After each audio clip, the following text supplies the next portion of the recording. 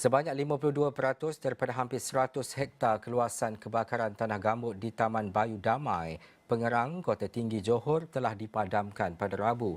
Timbalan Pengarah Jabatan Bomba dan Penyelamat Malaysia JBPM Johor, Muhammad Al-Mustaqim Abdul Hadi berkata, operasi hari ke-6 menunjukkan perkembangan positif dengan kaedah pemadaman dari udara menggunakan helikopter MI-17 bagi operasi waterbombing. Kalau ikutkan helikopter ni kalau nak cover dalam 30%, mana ruangan tengah yang kita telah nak capai.